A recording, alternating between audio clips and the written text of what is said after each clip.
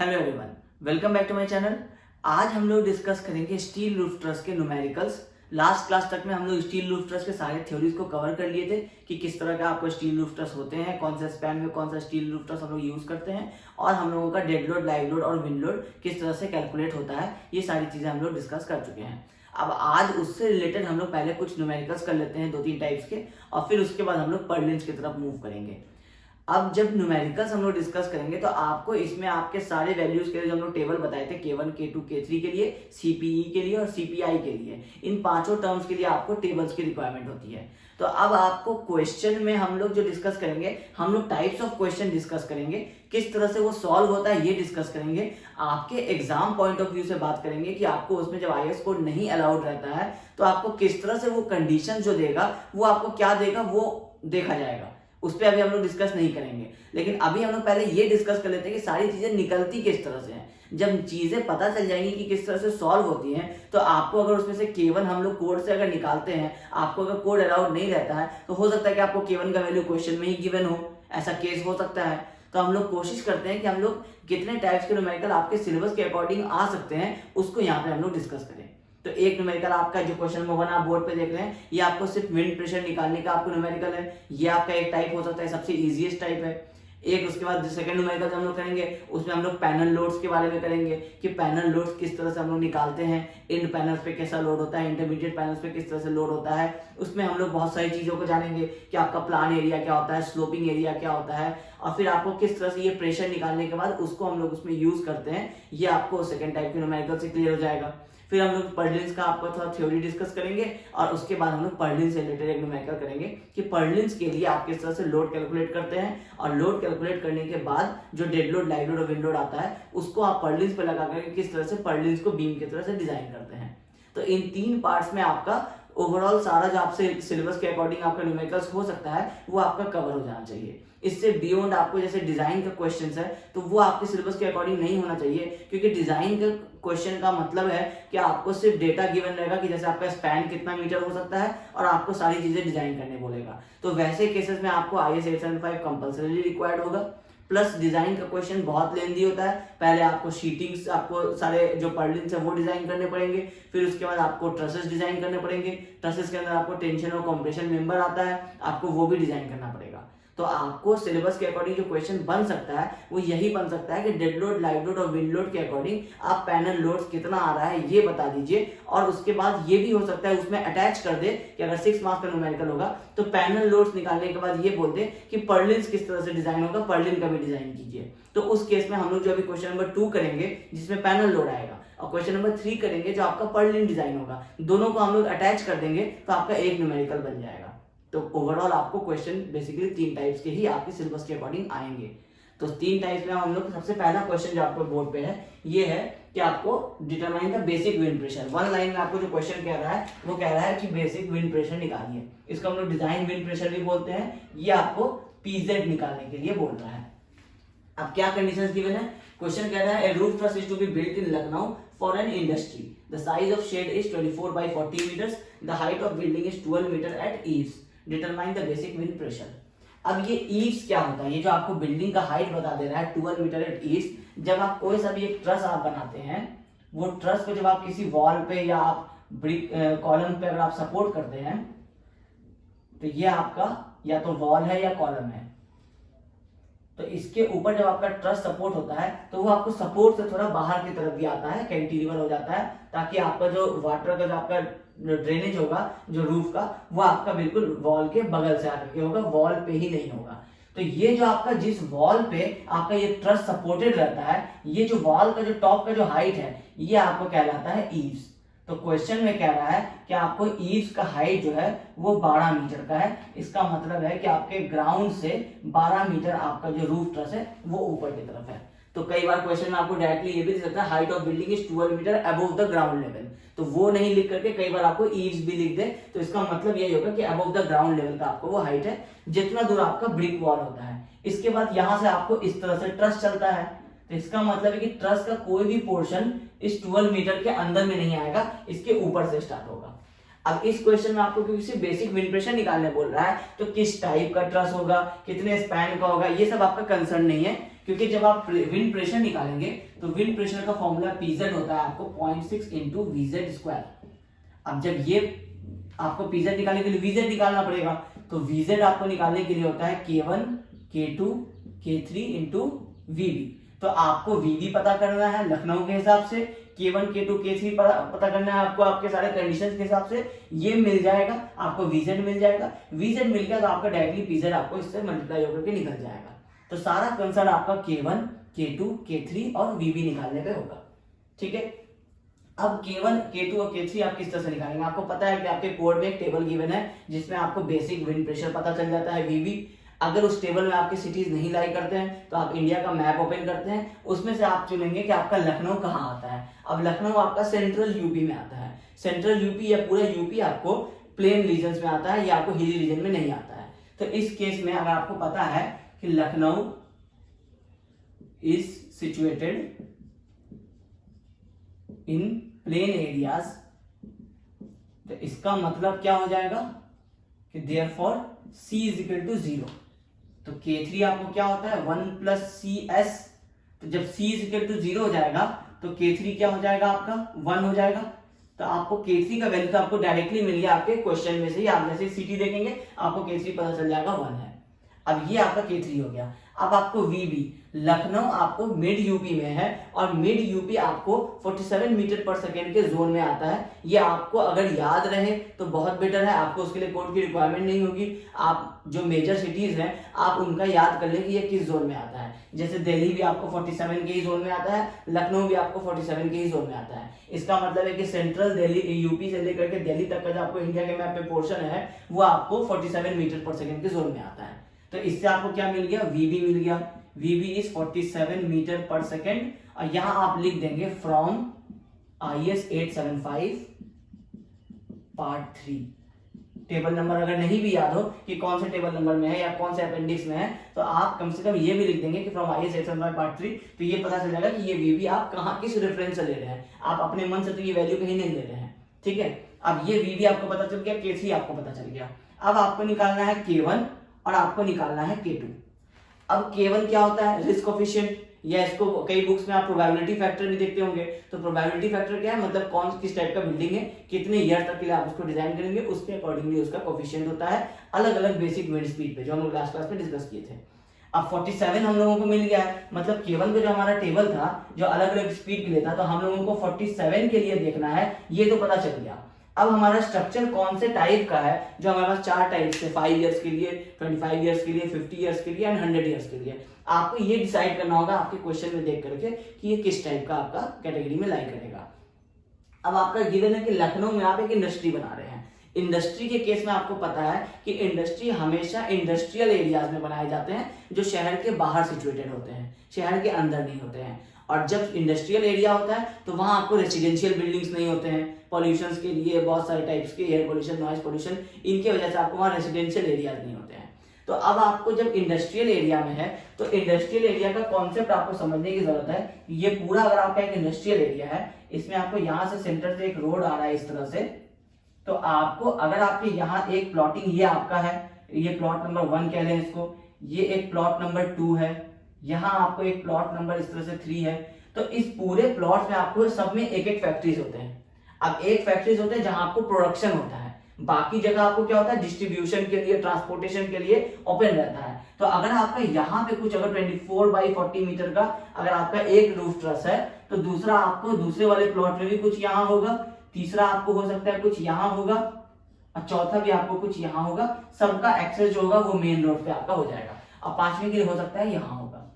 अब इस हिसाब से आपको डिसाइड करना है कि ये कौन सा कैटेगरी आपका हो सकता है। कैटेगरी 1 में क्या होता था कि सारे ऑब्स्ट्रक्शन आपको लेस देन 1.5 मीटर के थे, मतलब प्लेन लाइंस में था, आगे पीछे कुछ नहीं था, तो वो कैटेगरी 1 होता है। ये तो वो होगा नहीं क्योंकि इंडस्ट्रियल एरिया है। इसका मतलब है कि जो भी एरिया है इन सब में कोई ना कोई इंडस्ट्री सेटअप है। तो इसका मतलब है कि ये सारे क्या है, स्कैटर्ड डिस्टेंस पे है। और इसका आपको जो हाइट है, ये हाइट कितना है, तो ये आपका क्वेश्चन में जो है ये 12 मीटर आपका हाइट है। तो आप कंसिडर करके चलते हैं कि सारे आपको 12 मीटर के हाइट पे होंगे। अच्छा, अब ये स्कैटर्ड भी नहीं है। जब आपको एक रोड बता दिया गया कि ये रोड है, तो इसका मतलब है कि सारे आपको एक पैटर्न में ही है जो रोड के अलोंग ही चल रहे हैं। स्कैटर्ड होते हैं कि आपको एक प्लेन फील्ड है आपका, अब प्लेन फील्ड में एक घर यहाँ है, एक घर यहाँ है, एक घर यहाँ है, उसका कोई फिक्स्ड आपको वो नहीं है, एक मेन रोड यहाँ इस तरह से जा रहा है, बाकी आपको स्कैटर्ड होम है, तो वो आपको आएगा स्कैटर्ड में, जो कैटेगरी 2 हो जाएगा। कैटेगरी 3 में क्या आएगा कि आपको ऑब्स्ट्रक्शन जो है वो सेम 1.5 से 10 मीटर हाइट में ही है, बट वो थोड़ा आपको पैटर्न में अरेंज्ड है, तो ये आपको कैटेगरी 3 में लाई करेगा।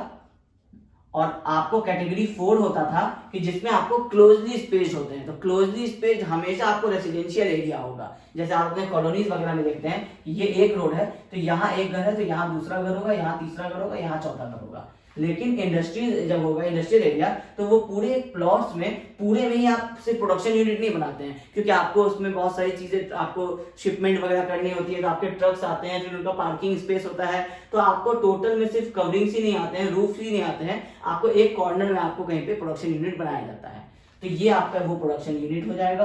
अब बाकी ये आपका पूरा ये प्लॉट हो जाएगा।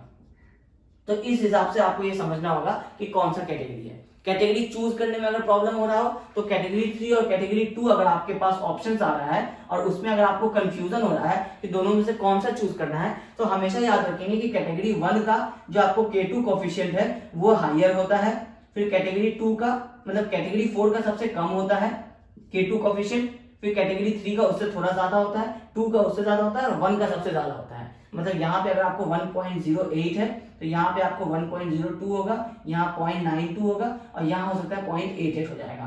तो जब आपका सबसे ज्यादा प्रेशर जिसमें होगा वही आप ज्यादा लेंगे तो आपका मैक्सिमम प्रेशर के लिए डिजाइन होगा। तो जब आपको 3 और 4 में कंफ्यूजन हो तो हमेशा आप पहले वाला लेंगे 3 वाला, 2 और 3 में कंफ्यूजन हो तो आप हमेशा पहले कैटेगरी 2 वाला चूज करें। लेकिन प्रॉपर्ली आपको ये एनालाइज करना होगा कि आप कौन सा चूज करने वाले हैं, क्योंकि वो रॉन्ग अगर हुआ, अगर आप एकदम आपको पता है कि ये कैटेगरी 3 ही है लेकिन आप उसको जबरदस्ती अगर कैटेगरी 2 चूज कर लीजिएगा तो उसमें आपका मार्क्स डिडक्ट हो सकता है। तो आपको ये समझना होगा क्वेश्चन में ये इंडस्ट्री लिखने का मतलब ही ये था कि इंडस्ट्रियल एरिया है वो आपको कैटेगरी 3 में लाई करेगा। ठीक है, अब कैटेगरी 3 आपको पता चल गया तो आपको सबसे पहले हम लोग K1 निकालना चाहते थे, तो K1 निकालने के लिए आपको पता है कि इंडस्ट्री है, तो इंडस्ट्री में क्या हो रहा है कि आपका जो टेबल गिवन था आपको K1 के लिए उसमें आपको जितने भी हॉस्पिटल्स थे, कम्युनिकेशन टावर्स थे, वो आपको स्पेसिफिकली बताए हुए थे कैटेगरी 4 में, तो उसमें आपको 100 यार्ड्स का उसका मीन लाइफ था, उसके हिसाब से आपको K1 दिया हुआ था अलग अलग स्पीड में। फिर आपको कैटेगरी 1 जो आपका उसमें था 0.1, उसमें आपको लिखा था ऑल जनरल बिल्डिंग्स, तो ऑल जनरल बिल्डिंग्स आपको 50 इयर्स के लिए डिजाइन था और उसके लिए आपको सारे का कोफिशिएंट 1 था। अब आपको इंडस्ट्री बोल के कोई स्पेसिफिक कोई टेबल में आपको नहीं गिवन था, तो इसका मतलब है कि ये आपको ऑल जनरल बिल्डिंग्स के अंदर आपको ले लेना है। जब भी कोई वैसा स्ट्रक्चर हो या वैसा नाम हो जो आपको उस टेबल के अंदर आपको नहीं आ रहा हो, तो इसका मतलब है कि वो आपको ऑल जनरल बिल्डिंग्स में आएगा। तो ऑल जनरल बिल्डिंग्स आपको 33, 43, 47 किसी भी स्पीड के लिए आपको K1 का वैल्यू उस केस में 1 हो जाता है। अब K1 का वैल्यू 1 हो गया, K3 का वैल्यू आपको 1 हो गया। अब आपको K2 निकालना है, K2 में आप डिसाइड कर लिए कि कैटेगरी 3 है। अब कैटेगरी 3 हो गया, अब आपको क्लास भी निकालना पड़ेगा तभी आप K2 का वैल्यू निकाल पाएंगे हाइट के लिए। तो अब आपका कैटेगरी 3 फाइनल हो गया। अब आपका क्लास क्या होता था, क्लास A, B और C होता था, A, B और C। ए के लिए आपको क्या डेफिनेशन हम लोग लास्ट क्लास में यहाँ नीचे पढ़े थे कि इसमें आपको जो भी स्ट्रक्चर का मैक्सिमम साइज होगा, मतलब लेंथ, ब्रेथ और आप उसका हाइट, तो आपको इसमें 24 मीटर है आपको विड्थ, 40 मीटर उसका लेंथ है और हाइट उसका 12 मीटर है, तो मैक्सिमम कितना आ रहा है 40 आ रहा है। तो ए में क्या होता है कि 20 मीटर से जो आपका लेस होता है वो आपको क्लास ए होता है, 20 से 50 के बीच में जो होता है वो क्लास बी होता है और 50 से जो बड़ा आपको कोई भी एक साइज होता है वो आपको क्लास सी होता है। तो आपका मैक्सिमम साइज 40 है वो आपको क्लास बी में लाई करेगा क्योंकि वो 20 से 50 के बीच आएगा। अब आपको क्लास बी भी पता चल गया कि आपका क्लास बी है और कैटेगरी 3 है। इन दोनों कंडीशंस के लिए आप K2 का टेबल ओपन करेंगे, उसमें आपका हाइट गिवन है आपको K2 का, आपको जैसे फॉर h = 10 मीटर आपको गिवन है और h = 15 मीटर आपको गिवन है। अब आपका हाइट जो है ये 12 मीटर आपके क्वेश्चन में गिवन है, तो 12 मीटर आपको कहीं बीच में लाई करेगा, इसके लिए आपको वैल्यूज नहीं गिवन है। h = 10 के लिए आपको 0.88 गिवन है, h = 15 के लिए 0.94 गिवन है। अब आपको ये h = 12 के लिए निकालना है जो कोई बीच का वैल्यू है, तो आप इंटरपोलेट करेंगे, तो K2 फॉर h12 ये आप निकालना चाहेंगे। अब आपको देखिए ये आपका इंक्रीजिंग ऑर्डर में है डाउनवर्ड्स। हम लोग जब कॉम्प्रेशन मेंबर पढ़ रहे थे तो उसमें हम लोग इंटरपोलेशन में डिस्कस किए थे कि हमारा मैक्सिमम वैल्यूज ऊपर था और वो डिक्रीज होता था नीचे की तरफ, तो हम लोग क्या करते थे उस वैल्यू में से कुछ वैल्यू माइनस करते थे। अब इस केस में क्या हो रहा है, हमारा इंक्रीज हो रहा है। जैसे जैसे आप 10 से 15 जाएंगे 0.88 से 0.94 हो गया, 15 से आप 20 जाएंगे तो 0.94 से 1 की तरफ चला जाएगा, इंक्रीज हो जाएगा। तो हम लोगों को क्या करना है, पहला वैल्यू हमारा 0.88 तो मिल गया 10 के लिए। अब हम लोगों को इसमें कोई वैल्यू ऐड करना है। अब वो क्या ऐड करेंगे, वो इसका आपको जो इंटरपोलेशन का फॉर्मूला होता है कि 0.94 माइनस 0.88 ये मल्टीप्लाइड बाई आपको 12 है तो 12 माइनस 10 और 15 माइनस 10, तो ये टोटल को जब आप सॉल्व करेंगे तो K2 आपको आ जाएगा 0.904। अब ये K2 आपको मिल गया। आपके क्वेश्चन का हाइट जो आपको फॉर 12 मीटर था, for h equal to 12 meter. अब आपको K2 यहां पता चल गया कि आपका आ जाएगा 0.904। अब आपको तीनों कंडीशन मिल गए, K1 K2 K3, VB भी आपको मिल गया। तो अब अगर आपको VZ निकालना है तो VZ क्या हो जाएगा, K1 into K2 into K3, K1 है 1, K2 है 0.904, K3 है आपको 1 और VB है आपका 47। तो इससे आपका VZ निकल जाएगा 42.488 मीटर पर सेकेंड, आपका VZ मिल गया। अब आपको PZ निकालना है क्वेश्चन में, तो ये हो जाएगा 0.6 इंटू VZ स्क्वायर, मतलब 42.488 का स्क्वायर, तो ये हो जाएगा 1083 न्यूटन पर मीटर स्क्वायर। ये है आपका वो प्रेशर का वैल्यू जो आपको क्वेश्चन में निकालने के लिए कह रहा था। ठीक है, बेसिक सा फॉर्मूला है, दो फॉर्मूला आपको याद रखना है, VZ और PZ का। VZ में आपको ये कंडीशन अननोन थे, यही आपको निकालना पड़ा, PZ आपको डायरेक्टली कैलकुलेट हो गया। तो अब आपको ये कैसे निकालना पड़ा, या तो अब आपको क्वेश्चन में अगर ये डायरेक्टली K1 K2 K3 दे देगा तो फिर तो आपको ये क्वेश्चन में कुछ सॉल्व करने लायक रहेगा नहीं। तो ऐसा केसेस हो सकता है नहीं आए, तो नहीं आएगा तो आपको हो सकता है K1 का वैल्यू आपको याद रखना पड़ेगा। क्वेश्चन इस तरह से आपको फ्रेम करे कि आपको K1 आपको पता रहेगा कि आपका 1 आएगा, क्योंकि आपको क्वेश्चन भी दे देगा जैसे कि आपका इंडस्ट्री है या कह देगा आपको रेसिडेंशियल बिल्डिंग है। तो अगर रेसिडेंशियल बिल्डिंग है तो आपको हो सकता है कि K1 का वैल्यू सारे केसेस में 1 होता है, तो आपको ये 1 आपको याद रखना पड़े। इसके अलावा कोई और केसेस अगर देगा तो उसको टेबल देना पड़ जाएगा, क्योंकि बाकी सारे टेबल याद नहीं हो सकते किसी को भी, और याद करना भी नहीं पड़ता है। इंजीनियरिंग में आपको विंड लोड से या अर्थक्वेक लोड से आपको टेबल्स याद नहीं रखने पड़ते हैं, वो आपको एग्जाम में गिवन रहते हैं। तो अगर आपको क्वेश्चन में नहीं गिवन रहेगा तो हो सकता है आपको यहाँ पे एक टेबल बना के दे देगा K2 के लिए एटलीस्ट, हो सकता है आपको यहाँ पे K1 दे देगा क्वेश्चन में कि यहाँ जैसे K1 is equal to 1 and K3 is equal to 1, ये आपको बता देगा। ठीक है, और आपको K2 का नहीं बताएगा, तो K2 का नहीं बताएगा तो आपको कैटेगरी और क्लास खुद से डिसाइड करना होगा। उसके बाद यहाँ पे आपको क्या करेगा कि उसको पता है कि 12 मीटर का हाइट है, तो 10 मीटर के लिए और 15 मीटर के लिए आपको यहाँ कुछ वैल्यूज दे देगा, 0.98, 0.99 और यहाँ हो सकता है कि 0.88 और यहाँ 0.94। इस तरह से आपको वैल्यूज दे देगा क्लास A के लिए, क्लास B के लिए, और यहाँ पे क्लास C के लिए भी आपको एक वैल्यूज दे देगा 1.02, 1.06। अब आपको इसमें से क्या करेगा कि इसमें से कहेगा इंटरपोलेट कीजिए K2 का वैल्यू। तो आप क्लास डिसाइड कर लीजिए, कैटेगरी आपको जब पता है कि एक ही टाइप का है तो कैटेगरी आपको नहीं निकालना पड़ेगा, क्योंकि अगर आपको 2-3 कैटेगरी के लिए अगर दे दे टेबल तो फिर आपको कैटेगरी चुनना पड़ेगा। लेकिन अगर बोल दे कि इसी कैटेगरी के अंदर 3 क्लास है तो आपको सिर्फ क्लास निकालना पड़ेगा। क्लास निकाल करके आप अपने वैल्यूज को उसमें से पुट कर लेंगे K2 का, और उसके हिसाब से आप अपना प्रेशर निकाल लेंगे। तो ये एक आपका सबसे इजीएस्ट क्वेश्चन होगा विंड लोड के केस में स्टील रूफ ट्रस से।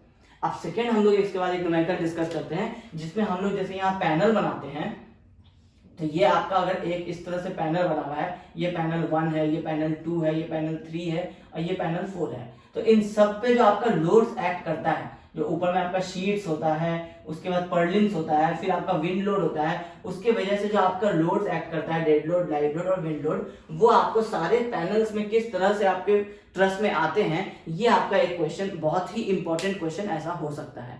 तो उसके लिए हम लोग देखते हैं कि किस तरह से वो आपको कैलकुलेट होगा और वो क्वेश्चन किस तरह से सॉल्व होगा।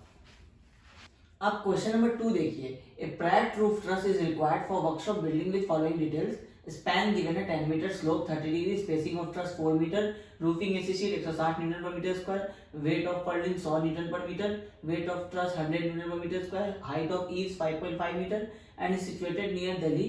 Take K1, K2 and K3 का वैल्यू गिवन है। For Delhi basic wind speed is 47 पर मीटर सेकंड, ये भी गिवन है। Find the panel point loads for dead load, live load और विंड लोड।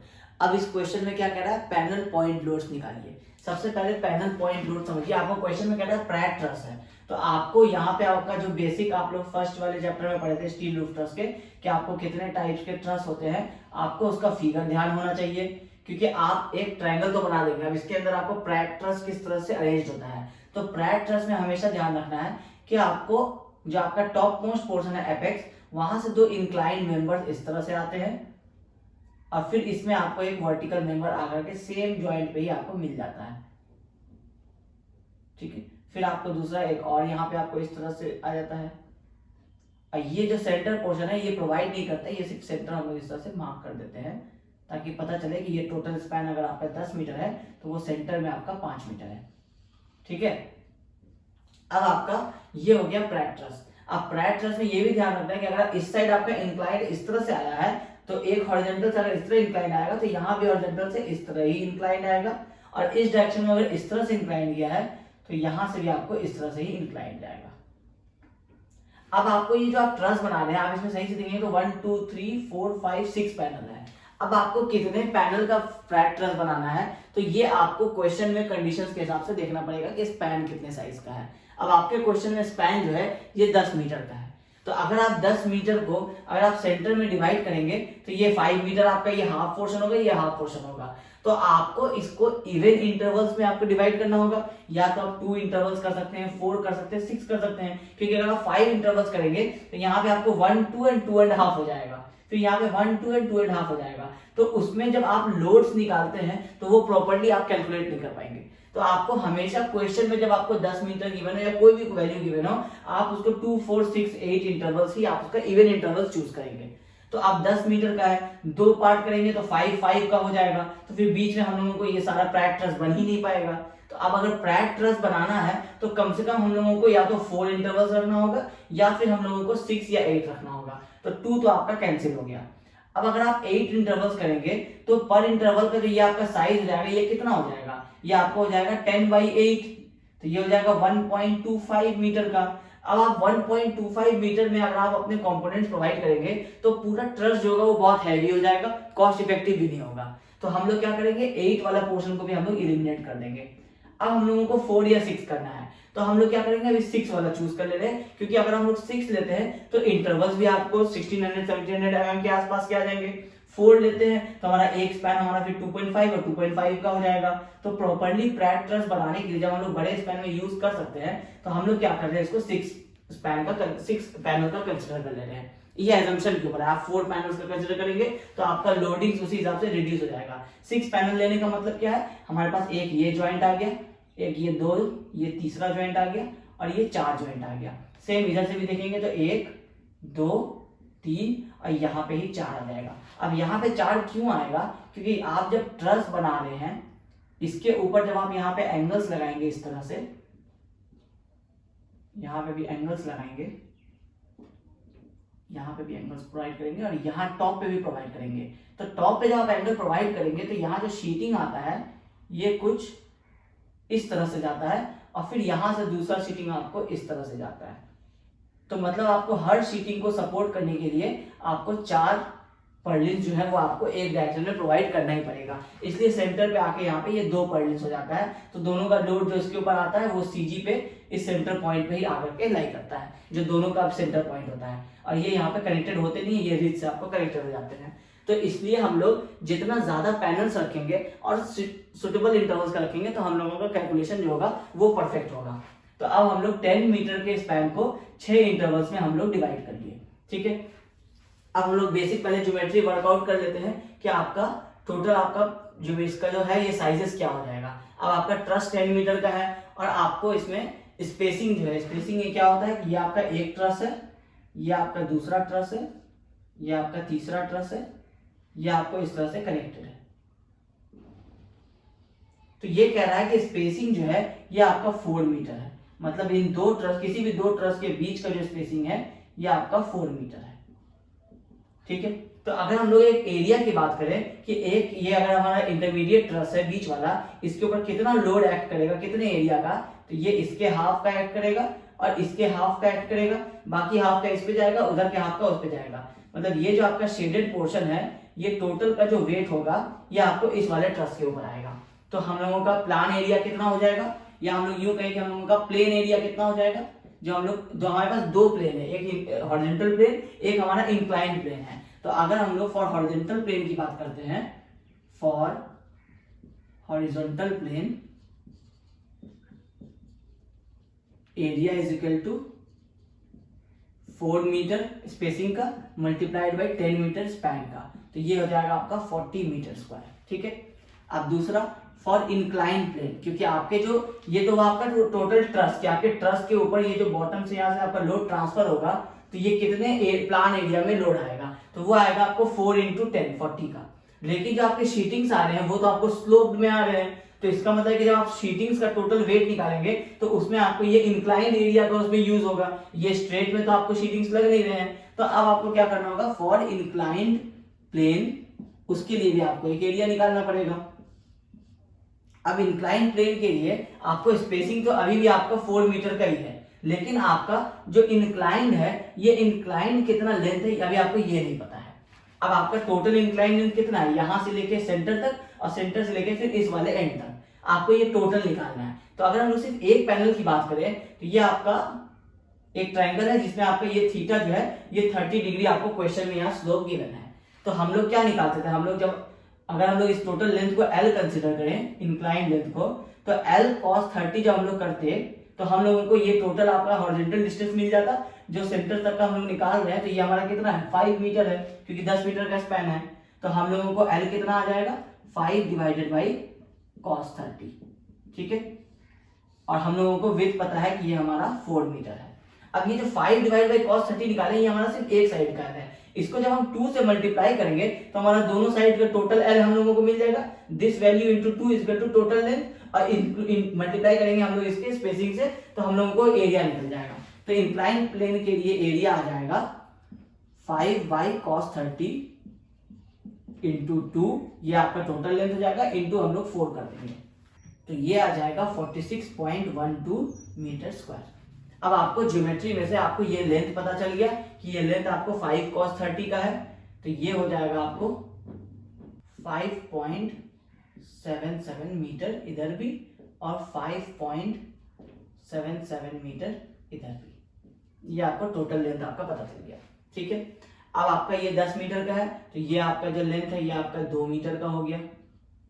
एक्चुअली इस पे 1 2 3 4 5 6 पैनल है, तो ये 6 पैनल का 2 मीटर नहीं होगा, ये हो जाएगा 1667 आएगा। तो 1667 हम लोग नहीं प्रोवाइड करेंगे ट्रसेस के केस में, हम लोग क्या करेंगे 1670 प्रोवाइड कर देंगे, क्योंकि हम लोग इतना बारीक प्रोवाइड नहीं कर पाएंगे ट्रस में mm के केस में। तो 1670 हमारा राउंड फिगर हो जाएगा। तो अब ये टोटल हमारा हम लोगों को ट्रस का जो ज्योमेट्री है ये हमारा सॉल्व हो गया। ठीक है। अब हमारा प्रैट ट्रस जो है ये हमारा क्वेश्चन में कंप्लीट हो गया। अब वो कह रहा है कि आपको ये थोड़ा सा इक्विवेलेंट होगा, क्योंकि ये 1670 है ना, ये आपको 67 होता है, तो 3 mm का वो जो डिफरेंस आएगा वो उसमें ही एडजस्ट हो जाएगा। न्यूमेरिकल के हिसाब से ये हो सकता है, ऐसा कर सकते हैं। ठीक है। अब आपको ट्रस आपका सॉल्व हो गया, तो प्रैट ट्रस का प्रॉब्लम आपका क्लियर हो गया। अब आप प्रैट ट्रस अपना बना लिए। अब इसमें जब आप ट्रस बना लिए तो आप अपने एंगल्स भी आपको कहाँ लगाना है ये आपको डिसाइड करना होगा। तो एंगल्स हम लोगों को पैनल पॉइंट्स पे ही लगाने हैं जहां पे आपके कनेक्शंस बन रहे हैं। इससे क्या होगा, इसमें कहीं भी बेंडिंग नहीं आएगा, सिर्फ इसमें एक्सियल फोर्सेस आएंगे। एक्सियल फोर्सेस आएंगे तो हम लोग इन मेंबर्स को या तो टेंशन की तरह या कॉम्प्रेशन की तरह आगे डिजाइन कर पाएंगे। बेंडिंग आएंगे तो फिर बेंडिंग का केस अभी फिलहाल क्योंकि आपके सिलेबस में नहीं है, इसलिए हम लोग अभी बेंडिंग वाला कॉन्सेप्ट को डिस्कस ही नहीं कर रहे हैं। अदरवाइज आप बीच में कहीं पढ़ने लगा देंगे तो फिर इस पूरे में ये आपको फ्रेम बन जाएगा, ये आपका ट्रस नहीं रहेगा। ट्रस का मतलब ये कि सिर्फ आपको एक्सियल लोड रहेगा। ठीक है। तो अब आपका पैनल पॉइंट्स 1 2 3 4 था, तो आप चारों को ही आप अपने जॉइंट्स पे आप क्या प्लेस कर दिए। यहाँ पे जो आप जॉइंट 1 है तो हम लोग 2 प्लेस किए, तो दोनों को इस तरह से प्लेस करेंगे कि ये इक्वल डिस्टेंस होगा आपको इस वाले एस से, तो इसका लोड सीजी जो होगा वो इस सेंटर पे ही आकर के लाई करेगा। ठीक है। अब 4 इस साइड में आपका हो गया। अब ट्रस आपका कंप्लीट हो गया। अब वो कह रहा है कि आपको पैनल पॉइंट लोड निकालना है डेड लोड, लाइव लोड और विंड लोड के लिए। अब हम लोग क्या करेंगे, यहाँ से अपना लोडिंग कैलकुलेशंस करेंगे। यहाँ चाहे तो लिख सकते हैं लोड कैलकुलेशंस, ये तो था ऊपर का आपका ट्रस का कैलकुलेशन। अब इसमें आप सबसे पहले बात करेंगे डेड लोड के बारे में। अब डेड लोड के लिए आपको कंडीशंस क्या क्या गिवन है, कह रहा है आपको रूफिंग एसी शीट का 160 न्यूटन पर मीटर स्क्वायर आपको उसका टोटल लेंथ है, सॉरी आपको वेट है। अब आपको 160 न्यूटन पर मीटर स्क्वायर के हिसाब से आपको वेट गिवन है और आपको पता है कि आपका ये स्लोपिंग एरिया कितना है, ये 46.12 मीटर स्क्वायर है। तो जब आपको 1 मीटर स्क्वायर के लिए आपको 160 न्यूटन का वेट गिवन है, तो इतने मीटर स्क्वायर के लिए आप टोटल अपना शीटिंग का जो आपका डेड वेट है ये आप निकाल सकते हैं। तो हम लोग क्या करेंगे, सबसे पहले डेड लोड फॉर शीटिंग हम लोग निकाल लेंगे। तो इसका हम लोगों को पता है कि वेट गिवन था 160 न्यूटन पर मीटर स्क्वायर। इसको हम लोग इंक्लाइन जो हमारा है, क्योंकि शीटिंग इंक्लाइन में है तो हम लोग इंक्लाइन एरिया से मल्टीप्लाई कर देंगे, तो ये हम लोगों का आ जाएगा, ये मीटर स्क्वायर कट जाएगा और ये टोटल का वेट आ जाएगा 7380 न्यूटन। अब ये हो गया शीटिंग का। अब नेक्स्ट इसमें क्या आ रहा है, शीटिंग आपको पर्लिन के ऊपर रेस्ट कर रहा है, तो अब पर्लिन की बात करेंगे, डेड लोड फॉर पर्लिन। अब पर्लिन का वेट आपको क्या गिवन था, 100 न्यूटन पर मीटर। मतलब आपको 1 मीटर का आपका ये जो यहाँ पे आपका इस तरह से पर्लिन लगेगा, ये 1 मीटर का इसका वेट जो है वो आपको गिवन था 100 न्यूटन का। तो अब आपको पता है कि आपका एक सेंट्रल वाला पैनल की अगर आप बात कर रहे हैं तो आपको मैक्सिमम 4 मीटर तक के लिए आपको जो पर्लिन का वेट है वो इस वाले ट्रस पे आएगा, बाकी आपको दूसरे वाले ट्रस पे जाएगा। तो फिर आप कोई एक इंटरमीडिएट पैनल डिजाइन कर देंगे तो आपको इंटरमीडिएट सारे पैनल सेफ हो जाएंगे, और बाकी एज वाले पैनल्स पे तो उसका हाफ ही लोड आएगा। तो हम लोग इंटरमीडिएट कंसिडर कर रहे हैं क्योंकि हम लोगों को मैक्सिमम निकालना है। ठीक है, इस वाले एज पे जब ये 4 था, ये 2 इसमें आ रहा है, तो इसमें सिर्फ 2 के लिए ही जाएगा, तो सारा लोड हाफ हो जाएगा। तो इसमें आपका टोटल जो लेंथ आएगा पर्लिन का, ये हो जाएगा आपका 4 मीटर का। अब आपको पता है कि 100 न्यूटन पर मीटर था, 4 मीटर आपको इसका टोटल लेंथ है। लेकिन आप पर्लिन, ये तो आपका एक पर्लिन की बात हो रही है, लेकिन आप 1 2 3 4 5 6 7 8 पर्लिन आप इसमें प्रोवाइड कर रहे हैं, तो आपका टोटल जो हो जाएगा ये हो जाएगा 100 न्यूटन पर मीटर। और ये आपको कितना मीटर के लिए है, तो 4 मीटर्स के लिए है। अब कितना पर्लिन्स है, तो 8 पर्लिन्स है। तो टोटल 8 पर्लिन्स, और 1 पर्लिन्स का आपको टोटल वेट इतना आएगा, तो ये आपको हो जाएगा 3200 न्यूटन। अब आपको निकल गया पर्लिन्स के लिए भी आपका टोटल वेट, कि शीटिंग आपको टोटल स्ट्रेस के ऊपर कितना वेट देगा, पर्लिन आपको टोटल स्ट्रेस के ऊपर कितना वेट देगा। अब उसके बाद क्या होगा, ट्रस का आपका सेल्फ वेट है, dead load for truss. Truss का आपको गिवन है 100 न्यूटन पर मीटर स्क्वायर। अब आपका ट्रस जो है, ये ट्रस आपका फाइनली यहां आकर के रेस्ट कर रहा है, तो यहाँ का एरिया कितना है, 10 मीटर स्पैन और 4 मीटर आपको इसका स्पेसिंग, तो यहाँ हम लोग निकाल चुके हैं 40 मीटर स्क्वायर। तो इसको हम लोग कर देंगे 40 मीटर स्क्वायर से मल्टीप्लाई, तो ये आपका कर जाएगा, ये हो जाएगा आपका 4000 न्यूटन। अब आपको डेड लोड शीटिंग के लिए मिल गया, शीटिंग पर्लिन पे रेस्ट कर रहा था, पर्लिन के लिए मिल गया, पर्लिन ट्रस के पे रेस्ट कर रहा था, तो ट्रस के लिए भी आपको मिल गया। तो अब आप ये कह सकते हैं कि आपको टोटल डेड लोड आप निकाल सकते हैं। तो total dead load is equal to, ये हो जाएगा आपको 14,580 न्यूटन। ठीक है, ये आपका टोटल डेड लोड आया है अभी। अब ये टोटल डेड लोड कहां आ रहा है, यहां से लेकर के यहां तक इस पूरे ट्रस के ऊपर टोटल ये डेड लोड है 14,580। अब आप ये समझिए कि पैनल्स आपका कैसे बनता है। जैसे अभी हम लोग ये लोड्स डिसाइड कर रहे थे, वैसे अगर हम लोग इस पैनल की बात करें तो इस पे कितना लोड आएगा, हाफ इधर से और हाफ इधर से। ये इस ग्रीन लाइन से ग्रीन लाइन के बीच का सारा लोड इस वाले पैनल के ऊपर आएगा। फिर इस वाले लाइन का हाफ लोड जो होगा ये इस पे आएगा, और इधर का भी जो हाफ होगा वो आपको इस पे आएगा। और इस वाले पे क्या आएगा, सिर्फ ये वाले हाफ का लोड, क्योंकि इधर तो आपको कुछ है नहीं, तो इस पे जो लोड आएगा ये आपको थोड़ा कम आ जाएगा। तो मतलब ये वाला लोड अगर आप W1 देते हैं तो ये भी आपको W1 होगा, क्योंकि ये सारे जब इक्वल इंटरवल के हैं तो ये वाला लेंथ इज इक्वल टू ये वाला लेंथ हो जाएगा। तो इसका मतलब है जितने भी आपके इंटरनल पैनल्स है ये वाले, ये सारे पे जो आपका लोड आएगा ये आपको सेम आ जाएगा W1, ये भी W1। अब रहा सवाल यहाँ पे, तो यहाँ पे अगर आप देखेंगे तो आपका टोटल 1670 है। ये वाला हाफ डिस्टेंस और ये वाला हाफ डिस्टेंस ये बिल्कुल इसी तरह काउंट होगा, जैसे ये काउंट हो रहा है वैसे ये वाला काउंट होगा। तो ये वाला भी जो लोड आएगा ये भी आपको आएगा W1। तो मतलब आपको सारा जो इंटरनल आपको जितना भी है एजेस को छोड़ करके सब पे आपको एक सिमिलर लोड आएगा W1, और एजेस पे आपको लोड आएगा W2। अब आपको ये W1 और W2 निकालना है, कैसे कैसे होगा। अब आपका टोटल आप कितने पैनल्स है, 1 2 3 4 5 6, आप इस तरह से देखिए, ये तो आपका हो गया आपको प्लान में। अब आप इंक्लाइन में देखिए, ये वाला एक पैनल है, इस पे लोड कितना आ रहा है, ये वाला एरिया का, ये कितना हो गया 1, फिर ये वाले एरिया में कितना आ गया 2, और यहां से हाफ से लेके यहां से हाफ, तो ये जो टोटल आ रहा था ये हो गया 3, ये हो गया आपको टोटल 4, ये हो गया आपको यहाँ से लेके यहाँ तक का टोटल 5। अब 5 आपको कंप्लीट पैनल्स हो गए, और ये हाफ दोनों मिला के कितने हो गए, 6 पैनल्स आपको हो गए। 5 कंप्लीट और हाफ के 6। तो जब आप इसको 6 पार्ट्स में डिवाइड कर देंगे तो आपको सारे 1 2 3 4 5 का लोड्स आपको मिल जाएगा W1, और आपको इन दोनों का सम इज इक्वल टू एक पार्ट मिल जाएगा। तो अगर आप इसको डिवाइडेड बाई 6 पैनल्स करें, तो अगर आप निकालना चाहिए तो हो गया टोटल डेड लोड। अब आप निकालेंगे total dead load for each panels, तो ये कितना हो जाएगा 14,580 डिवाइडेड बाई 6 न्यूटन्स, तो ये हो जाएगा आपको 2430 न्यूटन्स। अब मतलब एक वाले पैनल पे आपको 2430 और यहाँ पे 2430 का लोड आ रहा है, और एक 2430 जो आपको ये हो गया 5 पैनल्स। अब आपको एक रह जा रहा है, जैसे 2430 इंटू 6 करेंगे तब ना 14,580 आएगा, तो इंटू 5 किए तो यहाँ पे 1 2 3 4 5 प्रोवाइड हो गया। अब एक 2430 में आपको ये हाफ और ये हाफ है, इसका मतलब है कि 2430 का हाफ इस वाले एंड पे आएगा, 2430 का हाफ इस वाले एंड पे आएगा।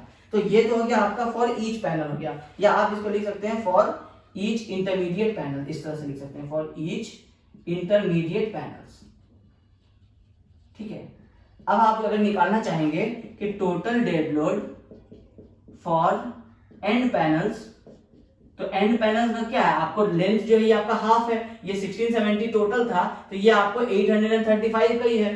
तो जो आपका पर पैनल का लोड निकला है 2430, अगर आप उसको डिवाइड बाई 2 कर देंगे 2430 बाई 2, तो ये आपको 1250 न्यूटन आपको आ जाएगा इस वाले एज पे, और इस वाले एज पे भी 1250। अब आप जब टोटल लोड को ऐड करेंगे 1215 और 2430 इंटू 5 प्लस 1213, तो ये टोटल मल्टीप्लाई होकर आपको आ जाएगा 14,580। इससे आप क्रॉस चेक कर सकते हैं कि आप टोटल लोड का जो डिस्ट्रीब्यूशन किए हैं वो करेक्ट किए हैं कि नहीं किए हैं। अगर हम लोग एक स्पैन को इस तरह से समझे कि ये हमारा 10 मीटर का स्पैन है, तो आप यहां से इसको आप 6 इंटरवल्स में डिवाइड किए थे, तो ये आपका 3 इंटरवल्स इधर हो गया और ये 3 इंटरवल्स आपका इधर हो गया। तो अगर आप इस वाले लेंथ से इस वाले लेंथ तक देखेंगे तो ये आपको एक पैनल आएगा, या इसका लोड इस तरह से एक्ट करेगा। फिर यहां से लेके यहां तक देखेंगे तो इस पे 2 आ जाएगा, फिर यहां से लेकर के यहां तक का देखेंगे तो इस पे 3 आ जाएगा, यहां से यहां तक का देखेंगे तो इस पे 4 आ जाएगा, और यहां से यहां तक का देखेंगे तो इस पे 5 आ जाएगा। तो टोटल आपको 14,580 में से 5 पोर्शन आपको यहां आ गए, और आप 6 पोर्शन से कर रहे थे तो 2430 आ रहा था। इसका मतलब है कि 2430 इस पे, 2430 इस पे भी, 2430 इस पे भी, 2430 इस पे भी, और 2430 इस पे भी आपको लोड्स आ रहा है। तो ये तो आपको 5 टाइम्स। अब जो 1 टाइम्स और रह गया वो आपको हाफ इस पे और हाफ इस पे अगर आप दे देंगे 1215 और 1215, तो ये आप जब सारे को ऐड करेंगे तो ये आपका 14,580 आ जाएगा। ठीक है। तो ये वाला डायग्राम आपको एक बनाना पड़ेगा जब आपका पैनल लोड्स का क्वेश्चन आएगा, तो आपको आपका एक प्रैट ट्रस इस तरह से बनाना है, और प्रैट ट्रस में आपको दिखा देना है यहां पे देना। ठीक है। और इसमें आपको ये दिखा देना है कि फॉर डेड लोड, तो डेड लोड के लिए आप जब सारे एरोस के या तो आप किलो न्यूटन में लिख दे या तो न्यूटन में लिख दे। न्यूटन में लिखेंगे तो बहुत लंबा वैल्यू हो जाएगा, तो आप 1.21 किलो न्यूटन भी लिख सकते हैं, या 2.43 किलो न्यूटन भी लिख सकते हैं। आप इस तरह करके भी आप अपना टोटल लोड का आप एक डायग्राम बनाएंगे। ये होगा आपका डेड लोड का। अब डेड लोड के केस में ध्यान रखना है कि ये जो आपका एरो है आप इसको बिल्कुल स्ट्रेट इस तरह से बता रहे हैं, क्योंकि आपका जो भी मेंबर है उसका जो डेड वेट होता है वो toward the centre of gravity of earth जाता है। इसका मतलब है वो वर्टिकली डाउनवर्ड जाता है। फिर लाइव लोड के केस में भी यही केस होगा, लेकिन जब भी आप विंड लोड की बात करेंगे तो विंड लोड आपको इंक्लाइंड लगता है, तो विंड लोड आपके इस रूफ के परपेंडिकुलर होगा। तो अगर ये आपका रूफ इस तरह से, तो आप इस तरह से प्रोवाइड कर रहे हैं, या आपका अगर ये कह लें ये आपका रूफ है तो आप यहाँ इस तरह से आप अपना डेड लोड दे रहे हैं, इस तरह से लाइव लोड दे रहे हैं, लेकिन विंड लोड आपको इसके परपेंडिकुलर आएगा। ये 90 डिग्री पे आपको विंड लोड एक्ट करेगा। ये एरो के डायरेक्शन को भी ध्यान में रखना है। और विंड लोड अगर आपका जब आप कैलकुलेशन अगर लोग करेंगे तो डाउनवर्ड जाएगा या अपवर्ड जाएगा, उस हिसाब से आपको ये अपवर्ड्स या डाउनवर्ड्स ये आपको दिखाना पड़ेगा। ठीक है। तो डेड लोड के केस में डाउनवर्ड्स, लाइव लोड के केस में डाउनवर्ड्स, और विंड लोड के केस में ये स्ट्रेट नहीं होकर इंक्लाइन होगा, और डाउनवर्ड्स या अपवर्ड्स होगा। वो हम लोग अभी कैलकुलेट करेंगे तो उससे हम लोगों को पता चल जाएगा। तो ये हुआ अभी तक आपका सिर्फ डेड लोड के केस में अभी आपका सारा कैलकुलेशन। अब आप नेक्स्ट क्या करेंगे, लाइव लोड के लिए भी करेंगे। उसके लिए भी एक डायग्राम बनाएंगे, उसमें भी आप सारे लोड्स के वैल्यू दिखाएंगे, फिर आप उसके विंड लोड के लिए निकालेंगे और विंड लोड के लिए भी आप अपने पैनल लोड्स को दिखाएंगे। ठीक है, तो अब हम लोग लाइव लोड का करते हैं। अब सेकेंड आएगा लाइव लोड। अब लाइव लोड के केस में क्या होता है कि आपको टोटल आप एक जो लाइव लोड का फॉर्मूला होता है वो अगर आपका स्लोप आपका 10 डिग्री से कम है तो 10 डिग्री से कम के लिए हम लोग लेते हैं लाइव लोड 0.75 किलो न्यूटन पर मीटर स्क्वायर। लेकिन 10 डिग्री से ज्यादा है तो जितना कभी इंक्रीमेंट होता है उसके लिए हम लोग लाइव लोड लेते हैं 0.75 माइनस 0.02 इंटू थीटा माइनस 10। अब आपके केस में क्या हो रहा है कि थीटा है आपका 30 डिग्री, तो आपका आ जाएगा 0.75 माइनस 0.02 इंटू 30 माइनस 10 मतलब 20, तो इसका मतलब 0.75 माइनस 0.4, तो ये हो जाएगा 0.35 किलो न्यूटन पर मीटर स्क्वायर।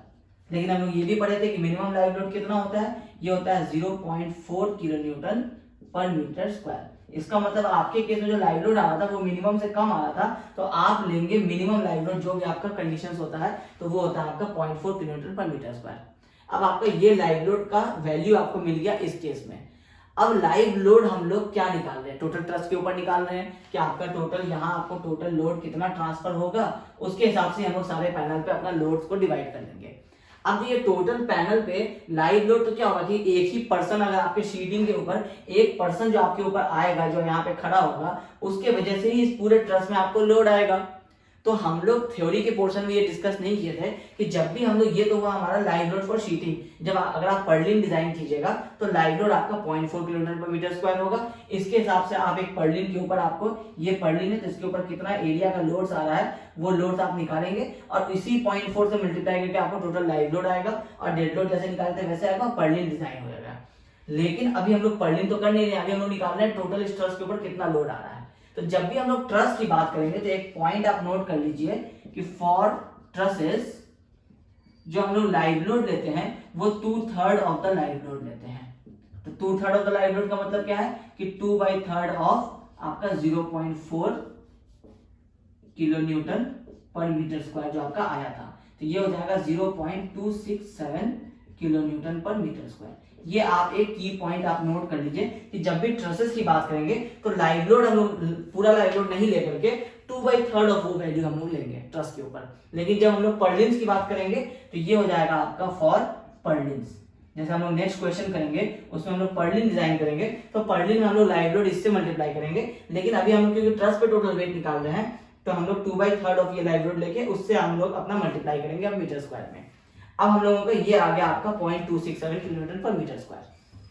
अब लाइव लोड जो एक्ट कर रहा है ट्रस के ऊपर एक्ट कर रहा है, ट्रस जो है ये आपका बॉटम की तरफ लोड ट्रांसफर कर रहा है, तो आपका जो लाइव लोड निकलेगा फॉर ट्रस तो ये क्या हो जाएगा, वेट है आपको 0.267 किलो न्यूटन पर मीटर स्क्वायर मल्टीप्लाइड बाय अब कितने एरिया पे एक्ट कर रहा है, तो ये आपके प्लान एरिया पे एक्ट कर रहा है तो ये आपका 40 मीटर स्क्वायर के एरिया पे एक्ट कर रहा है, तो ये आपको आ जाएगा 10.667 किलो न्यूटन। इसको हम लोग इस तरह से भी लिख सकते हैं कि 10667 न्यूटन। अब ये टोटल लाइव लोड इस पैनल के ऊपर है जो यहाँ और यहाँ आके डिस्ट्रीब्यूट होगा पूरे ट्रस के ऊपर। अब हम लोगों को फिर से अगर पर पैनल निकालना है कि टोटल लाइव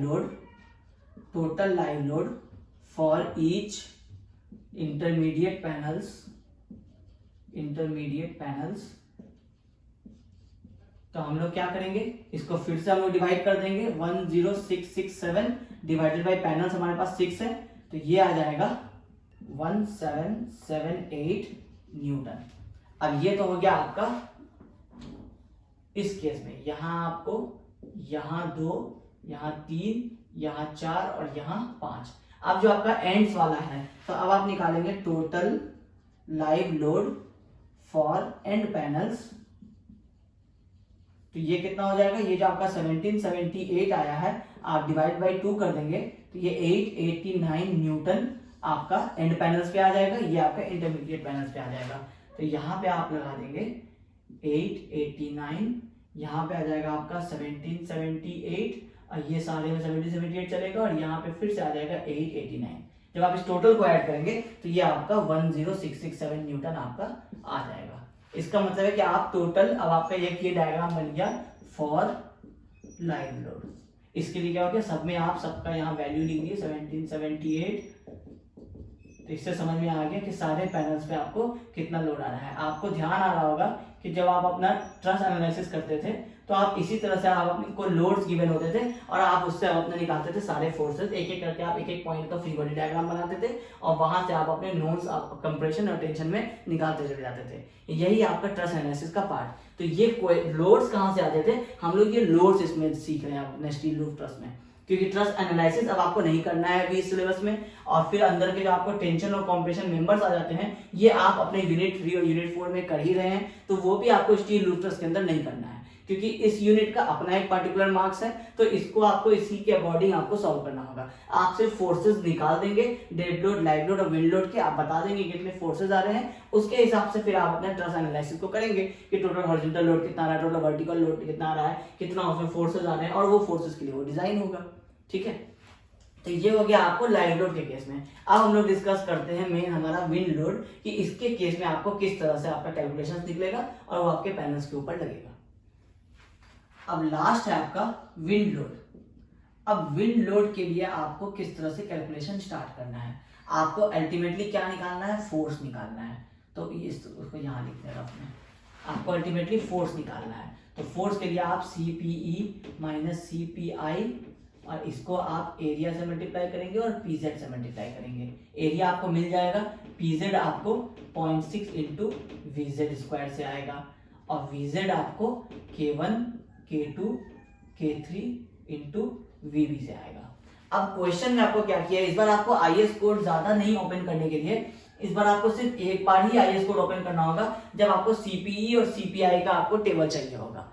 तो आपको हो सकता है कि अगर इस तरह से आपको IS कोड अगर नहीं अलाउड करे तो सेम क्वेश्चन में देखिए कि आपको K1 K2 K3 का फैक्टर दे दिया है, VB दे दिया है। इसका मतलब VZ आपका निकल जाएगा, PZ आपका निकल जाएगा, और फोर्स निकालने के लिए PZ और A तो आपको आपके डायग्राम में से मिल जाएगा। आपको सिर्फ CPE और CPI आपको कोड से लेना पड़ेगा। तो हो सकता है कि आपको क्वेश्चन में यहाँ पे आपका जो पार्टिकुलर आपका जो स्लोप है, जैसे 30 डिग्री का आपका स्लोप है क्वेश्चन में गिवन है, तो इस 30 डिग्री स्लोप के लिए आपको एक वैल्यू दे दे CPE का, जो आपको 0 डिग्री पे होगा और दूसरा आपको 90 डिग्री पे होगा, और आपको कहेगा कि इसमें से आप अपना वैल्यू कन्वीनियंटली चूज कर लीजिए। तो आपको हो सकता है कि 30 डिग्री और 40 डिग्री के लिए वैल्यू दे दे और आपको कंफ्यूज करे। तो आपको 30 डिग्री के केस में 0 डिग्री पे जो वैल्यू आएगा विंडवार्ड और लीवार्ड, और 90 डिग्री के लिए जो विंडवार्ड और लीवार्ड आएगा।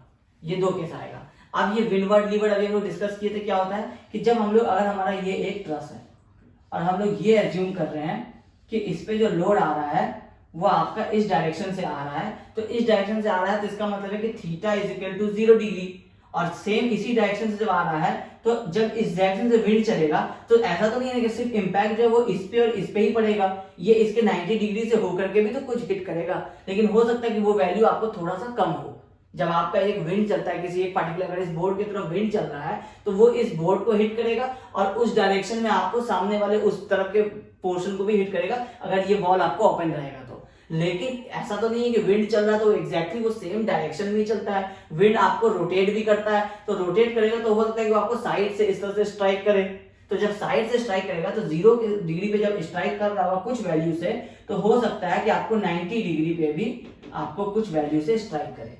तो मतलब आपका एक ट्रस अगर इस तरह से बनता है, ये आपका ट्रस होता है, तो एक होता है कि आपको लोड या तो इस पे आके डायरेक्टली हिट कर रहा है इस दोनों डायरेक्शन से, और इसके साथ साथ आपको इस वाले डायरेक्शन से इस पे और इस वाले डायरेक्शन से इस पे भी हिट कर रहा है। तो हम लोग ये 0 डिग्री का भी निकालते हैं, ये 90 डिग्री का भी निकालते हैं एक साथ।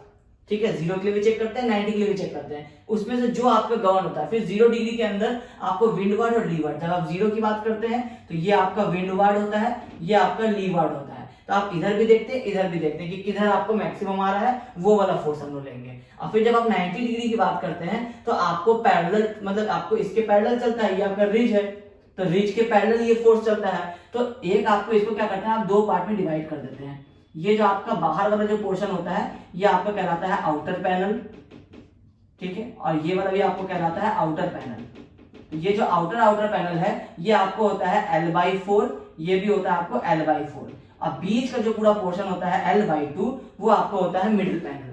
तो जब आप 90 डिग्री की बात करेंगे तो इसमें आपको आउटर और मिडिल, दो पोर्शन के लिए दिया रहता है।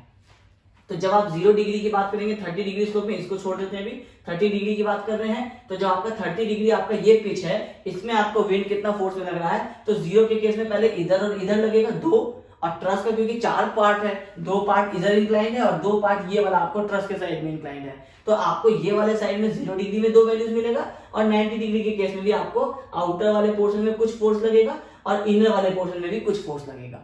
क्योंकि पैरेलल चल रहा है तो आपको आउटर स्लोप तो उसके साथ साथ ही है विंड के, तो स्लोप पे तो वो हिट करेगा नहीं, वो जो उसके पैरेलल में फ्लो करेगा। तो जब पैरेलल में फ्लो करेगा तो आपके आउटर पोर्शन को थोड़ा सा वो अपलिफ्ट करने की कोशिश करेगा, और या फिर आपके इनर पोर्शन को भी थोड़ा सा अपलिफ्ट करने की कोशिश करेगा। तो हम लोग क्या करेंगे, चारों केसेस का कोफिशिएंट जो आएगा वो चारों केसेस का कोफिशिएंट एक एक करके पुट करेंगे, और चारों में से जो हम लोगों का सबसे मैक्सिमम वैल्यू होता है हम लोग उसको लेते हैं अपना फोर्स में।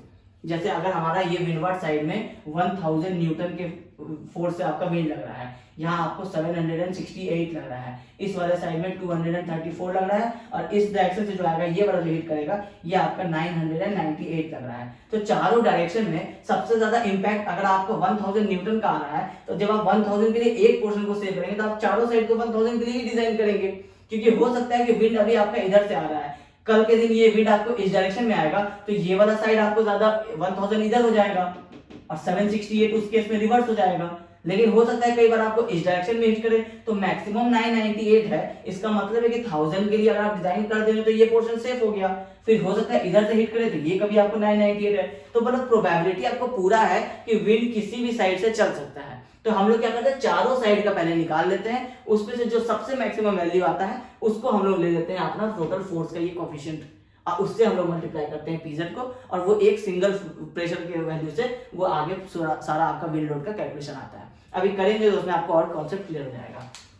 अब आपको कंडीशंस में आपको K1 गिवन था, K1 था 1, K2 था आपका 0.88, K3 था आपका 1, VB था आपका 47। तो जब आप इसको VZ निकालना चाहेंगे तो ये हो जाएगा 1 इंटू 0.88 इंटू 1 इंटू 47, तो ये आ जाएगा आपका 41.36 मीटर पर सेकेंड। अब ये आपका आ गया VZ। अब आप निकालेंगे अपना PZ, तो PZ हो जाएगा 0.6 इंटू VZ स्क्वायर 41.36 स्क्वायर, तो ये हो जाएगा 1026.4 न्यूटन पर मीटर स्क्वायर। ये आपका प्रेशर आ गया। अब आपको प्रेशर यहाँ पे मिल गया है। एरिया अभी हम लोग डिस्कस करेंगे कि हम लोग कैसे निकालेंगे, लेकिन एरिया को हम लोग क्या करते हैं, यहाँ नहीं लिख करके इसके बाद लिख देते हैं। अब हम लोग पहले अगर ये वाला वैल्यू निकाल लें तो हम लोगों को क्या होगा, टोटल ये प्रेशर का सारा वैल्यू मिल जाएगा। जो भी एरिया हमारा पैनल के हिसाब से आएगा हम उससे मल्टीप्लाई कर देंगे, हमारा फोर्स निकलते जाएगा। लेकिन अगर हम ये CPE minus CPI into PZ कर लेंगे तो हमारा ये टोटल फोर्स का जितना भी कोफिशिएंट है ये सॉल्व हो जाएगा। एरिया क्योंकि आपका कांस्टेंट रहना है, आप एक बार ट्रस डिसाइड कर चुके हैं कि आप फ्लैट ट्रस लगाएंगे और आप उसके इंटरवल्स डिसाइड कर चुके हैं, तो आपको ट्रस का जो एरिया है ये आपका फाइनल हो चुका है। तो इसलिए हम लोग एरिया को बाहर लिख के PZ को अंदर लिख के पहले हम लोग इसको सॉल्व करेंगे। तो टोटल अगर हम लोग फोर्स लेंगे कि टोटल फोर्स या टोटल विंड फोर्स अगर हम लोग लिखें कि टोटल विंड फोर्स, तो ये क्या हो जाएगा CPE माइनस CPI इंटू ये हो जाएगा आपका PZ। ये अभी सिर्फ फोर्स की बात हो रही है। जब हम लोग टोटल फोर्स, अच्छा एक्चुअली इसको आप इस तरह से लिख लीजिए, इंटू एरिया लिख लीजिए, क्योंकि फोर्स आपका एरिया से मल्टीप्लाई होके ही आएगा। या आप इसको या तो टोटल विंड प्रेशर लिख सकते हैं, तो टोटल विंड प्रेशर लिख देंगे, तो इससे आप यहाँ पे एरिया नहीं लिखेंगे और आप पहले इसको कैलकुलेट करेंगे। अब इसको कैलकुलेट करने के लिए PZ आपको मिल चुका है, आपको CPE और CPI चाहिए। CPI तो चलो आप एज्यूम कर लेंगे कि आपका परमिएबिलिटी कौन सा है, तो उसके हिसाब से आपका एक CPI का वैल्यू मिल जाएगा। तो अगर हम लोग एज्यूम करें कि फॉर मीडियम परमिएबिलिटी, क्योंकि ये तो हमारे हाथ में एज्यूम करना, तो अगर हम लोग फॉर मीडियम परमिएबिलिटी एज्यूम करेंगे तो हम लोगों को जो हमारा CPI हो जाएगा ये हो जाएगा प्लस माइनस 0.5 का वैल्यू हो जाएगा। ठीक है, अब आपको CPE जो है ये वैल्यू आप एक बार चेक कर लेंगे कि मीडियम परमिएबिलिटी के लिए 0.5 है या 0.2 है, क्योंकि हाई के लिए तो 0.7 है। और अब आपका CPE रहा। अब CPE का टेबल हम लोग लास्ट क्लास में डिस्कस किए थे कि आपको स्लोप के अकॉर्डिंगली आपको H/W का जो आपका रेशियो होगा उसके अकॉर्डिंगली आपका वैल्यू आपको टेबल में से चुनना है। तो या तो आपको क्वेश्चन में एक वैल्यू आपको गिवन होगा, उसमें से आपको चूज करना है, या नहीं तो आप अभी के लिए IAS 875 पार्ट 3 खोलेंगे, आप अपना टेबल जो उसका था आपको CPE के लिए आप वो ऑब्टेन करेंगे और उसमें आप जाके देखेंगे कि आपका पहले आप कैलकुलेट करेंगे h/w कितना है। तो h आपको पता था कि ये आपका 5.5 मीटर आपको क्वेश्चन में गिवन है। अब आपका h 5.5 है, लेकिन ये आपको ईच तक का है। अब आपका ये टोटल आप जब टेबल देखेंगे तो उसमें आपको एक एवरेज हाइट लेता है ट्रस का। तो ट्रस का एवरेज हाइट ग्राउंड से जो लेता है उसमें यहां तक का वैल्यू तो 5.5 हो जाता है, लेकिन इस ट्रस का टोटल हाइट का भी एक एवरेज अगर आप वैल्यू लेंगे तो ये आप क्या है, ट्रायंगल है। तो ट्रायंगल है, इसका मतलब है कि आप टोटल हाइट बाई 3 पे आप इसका एक CG आप एज्यूम कर सकेंगे। तो आपको टोटल हाइट पहले पता होना चाहिए। तो ये सेंटर टू सेंटर आपको पता है कि 5 मीटर है, तो अगर आप tan थीटा लगाएंगे तो 5 tan 30 इज इक्वल टू आपको ये वाला वैल्यू मिल जाएगा। ये हो जाएगा 2.88 मीटर के अप्रॉक्स। अब 2.88 का जब आप 1/3 लेंगे तो ये आपको अप्रोक्सीमेटली मतलब 0.96 के आसपास आएगा मीटर। तो हम लोग इसको अप्रोक्सीमेटली 1 मीटर कंसिडर कर लेंगे। तो 1 मीटर हम लोगों का ये वाला हाइट निकल जाएगा। तो हम लोगों का टोटल ट्रस का जो हमारा हाइट है ग्राउंड से वो हम लोगों का एवरेज में निकल जाएगा। एग्जैक्ट निकालेंगे तो यहाँ पे है, फिर इन दोनों को प्लस करके हम लोग डिवाइड बाई 2 भी करके निकाल सकते हैं। बट हम लोग अभी एक लमसम में क्या किए कि इसको ये टोटल इसका CG तक का ले लिए, तो ये टोटल हाइट हम लोगों को मिल जाएगा 6.5 मीटर का। अब हम लोगों का फॉर्मूला क्या है कि टेबल में हम लोगों को h/w के हिसाब से अपना देखना है कंडीशंस, और थीटा हम लोगों के पास 30 डिग्री है, theta is equal to 30 degree. अब h मिल गया हम लोगों को 6.5 मीटर, w क्या है, विड्थ है मतलब स्पैन लेंथ, ये है आपका 10 मीटर। तो ये आपका हो जाएगा 0.65, आपको ये एक रेशियो आ जाएगा h/w का। अब हम लोगों के पास उसमें अलग अलग कंडीशन के लिए टेबल में आप देखेंगे तो h/w का जो हमारे पास पहला वाला टेबल है वो है आपको h/w लेस देन 0.5, मतलब आपको 1/2 शब्द उसमें लिखा हुआ है, तो ये आपका पहला है। तो वो वाला टेबल तो हम लोग देखेंगे नहीं क्योंकि हम लोगों का 0.5 से ज्यादा आया है। तो दूसरा वाला टेबल आपको गिवन है h/w which is greater than 0.5 but less than 1.5। तो इस केस में हम लोगों का ये वैल्यू लाई करता है। तो इस केस में आपको फिर से theta is equal to 0 degree, 10 degree, 15 degree, 30 degree, सबके लिए आपको अलग अलग वैल्यूज आपको गिवन है। तो इसमें से आप क्या करेंगे, आप अपना 30 डिग्री स्लोप के लिए इस वाले टेबल में से आप अपना वैल्यूज जो है वो ऑब्टेन कर लेंगे।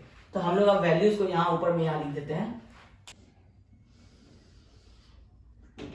तो ये फॉर स्लोप आपका 30 डिग्री है और h/w आपका 0.5 से ग्रेटर है h/w और 1.5 से लेस है। इस वाले कंडीशन के लिए आपको वैल्यूज गिवन है। ये गिवन आपको for theta is equal to 0 degree मतलब एक डायरेक्शन का।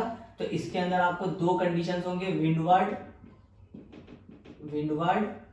और आपको लीवार्ड।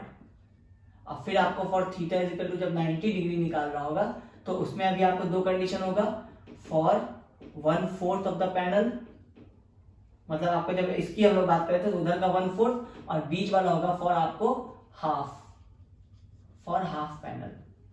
तो इनके लिए आपको कंडीशन गिवन है -0.2, -0.5, -0.8 और -0.8। अब आपके पास CPE का ये आपको सारा वैल्यूज गिवन है, CPE का ये आपको मिल गया टेबल से। अब यही वाला टेबल या तो आपको क्या करेगा कि इस 30 डिग्री के लिए और यहाँ पे एक और 40 डिग्री के लिए आपको प्रोवाइड कर देगा और आपको उसमें से कहेगा कि आप CPE अपना उसी कंडीशन के हिसाब से आप एज्यूम कर लीजिए। ये आपका हो सकता है क्वेश्चन में इस तरह से टेबल देते अगर IAS 875 नहीं अलाउड रहेगा। तो अगर अलाउड रहेगा तो आपको उसमें से 30 डिग्री के लिए ये वैल्यूज को आपको ऑब्टेन कर लेना है। अब आपके पास चार वैल्यूज आ गए जो भी हम लोग डिस्कस कर रहे थे। इस डायरेक्शन के लिए -0.2, इस डायरेक्शन के लिए -0.5 और बाकी दोनों डायरेक्शन के लिए -0.8, -0.8। अब आप क्या करेंगे कि आपको ये निकालना है pressure CPE into CPI into PZ। अब आप एक एक करके क्या करेंगे, चारों कंडीशंस के लिए आप अपने प्रेशर्स को चेक करेंगे और उसमें जो सबसे ज्यादा प्रेशर आएगा वो वाला हम लोग चूज करेंगे, चाहे वो तो या तो डाउनवर्ड्स आएगा या तो वो अपलिफ्ट आएगा।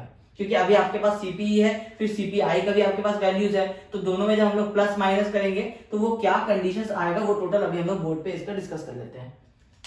अब CPE का वैल्यू आपको मिल चुका है और CPI का वैल्यू आपको पता था कि 0.5 प्लस माइनस 0.5 है। अब आपके पास कंडीशंस क्या क्या रहा, आपको कैसे सारा फोर्स का वैल्यू मिलेगा।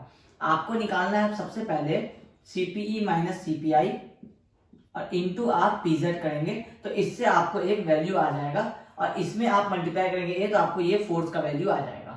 अब आपको CPE मिल गया है, अब आप उसमें CPI माइनस करेंगे, बाद में आप उसको PZ से मल्टीप्लाई करेंगे। तो आप CPE आपको किस किस केस के लिए है?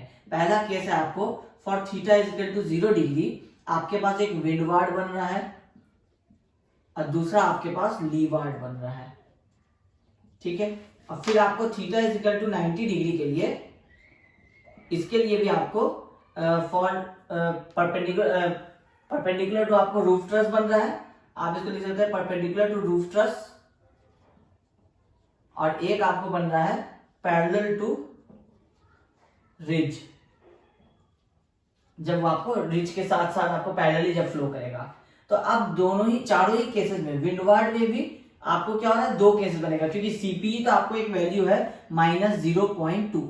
अब इसके साथ हम लोग CPE माइनस CPI करते हैं। अब जब माइनस CPI करेंगे तो एक बार आपका +0.5 भी होगा, एक बार आपका -0.5 भी होगा। CP में आपको सिर्फ माइनस वैल्यू है, बट CPI आपको प्लस माइनस बता रहा है। तो प्लस माइनस बताने का मतलब है कि जब वो इंटरनल प्रेशर लगाएगा तो ओवरऑल वो आपको पॉजिटिव में, मतलब उसको डाउनवर्ड्स के तरफ ही वो एक्ट करेगा या अपवर्ड की तरफ एक्ट करेगा, ये अभी उसको नहीं पता है, इसलिए वो दोनों को कंसिडर कर रहा है।